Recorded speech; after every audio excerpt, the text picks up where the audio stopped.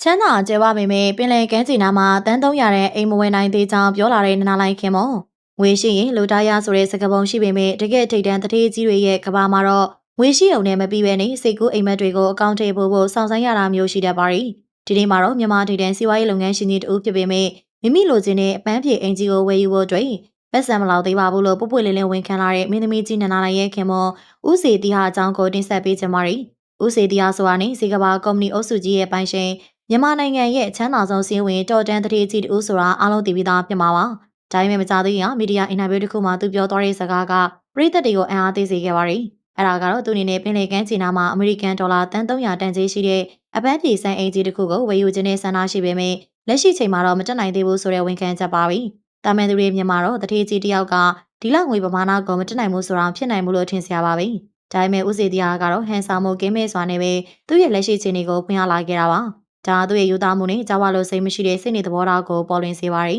။အခြားသောခရိုနီချို့လိုဂုံမောက်မာပြီးတော့မရှိတာကိုရှိလို့ပြနေတာမျိုးမဟုတ်ပဲနဲ့ရှိတာကိုတောင်မှရှော့ပြောတတ်တဲ့တတိစစ်စစ်တယောက်ရဲ့စက်တိုင်းလိုပဲဆိုရမှာပါ။ပင်လယ်ကမ်းခြေအင်ဂျီကိုချက်ချင်းဝင်နိုင်သေးပေမဲ့ဦးစီတရားဟာသူ့ရဲ့မိသားစုတွေတော့အကောင်းဆုံးဖန်တီးပေးထားသူဖြစ်ပါရီ။လက်ရှိမင်္ဂလာတုံးဘက်မှာသူ့ရဲ့သမီးလေး3ယောက်အတွက်ရည်ရွယ်ပြီးတော့ဇက်ပီလာဆိုတဲ့ပန်းပြေစံအင်ဂျီကိုတိစောက်နေတာတွေ့ရပါရီ။ဒီအင်ဂျီဟာရေကူးကန်နေပန်းချန်နေနဲ့ဖွဲ့စည်းထားပြီးတော့နန်းတော်သမျှခန္ဓာလာပါရီ။ကိုသားသမီးတွေပျော်ရွှင်မှုအတွက်ဆိုရင်ဘာမဆိုဖြည့်ဆည်းပေးတဲ့ဖခင်မြတ်တာကိုဒီနေရာမှာတွေ့မြင်ရပါရီတကယ်တော့ဦးစီတရားလိုပုဂ္ဂိုလ်မျိုးဟာငွေကြေးတဲ့တန်ဖိုးရှိတဲ့အရာတွေကိုပိုင်ဆိုင်ထားသူပါသူ့ရဲ့အောင်မြင်မှုနောက်ကွယ်မှာနနာလိုက်လိုထက်မြက်တဲ့ဇနီးတဲ့တယောက်ရဲ့ပံ့ပိုးမှုတွေလည်းပါဝင်နေမှာအသေးကြပါပဲအနုပညာရှင်ဝါကနေစီဝါရေးလုပ်ငန်းရှင်ကြော်ဘွားကိုကူးပြောင်းရမှာနနာလိုက်ဟာအကောင်းဆုံးနေထိုင်ပြီးတော့ရင်းပြနိုင်ခဲ့ပါရီပွဲလန်းတပင်းနေတာမှာခင်မွန်တဲ့ရဲ့မျက်နှာကိုထားပြီးတင်းငိမ်စာဝတ်ဆင်သွားလေးရှိတာကိုတွေ့ရပါရီဒါကြောင့်လေပရိသတ်တရားသူတို့ဇနီးမောင်နှံကိုလိုက်ဖက်ညီတဲ့စုံတွဲလို့တင်စားကြတာပါပင်လေကမ်းကြီးကအင်ကြီးကိုအခုချက်ချင်းဝင်နိုင်သေးရင်တောင်မှသူတို့မိသားစုရဲ့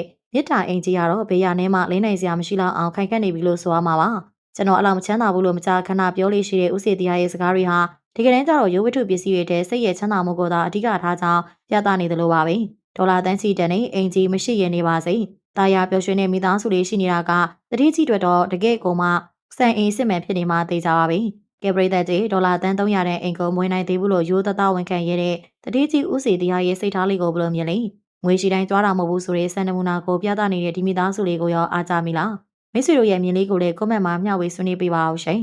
ကြည့်ရှုအားပေးခဲ့ကြတဲ့ပရိသတ်တယောက်ချင်းစီတိုင်းကိုလည်းကျေးဇူးတင်ပါတယ်နောက်နေ့တွေမှာလည်းစိတ်ဝင်စားစရာကောင်းတဲ့အကြောင်းအရာတွေနဲ့တူပြန်လာခဲ့ပါအောင်ရှင်ဒီဒီအောင်လုံးနဲ့ပဲနှုတ်ဆက်ခဲ့ကြပါရီအားပေးနှုတ်ဆက်ခဲ့ကြတဲ့ပရိသတ်တယောက်ချင်းစီတိုင်းလည်းကိုယ်စိတ်နှလုံးရှင်လန်းချမ်းမြေ့ပါစေကြောင်းကျမတို့ရဲ့ပေလေးကနေပြီးတော့စူတာမီတာစကားလေးလက်ဆောင်ပါရင်းနဲ့ပဲဒီနေ့ရဲ့အစီအစဉ်လေးကနေပြီးတော့နှုတ်ဆက်လိုက်ပါရရှင်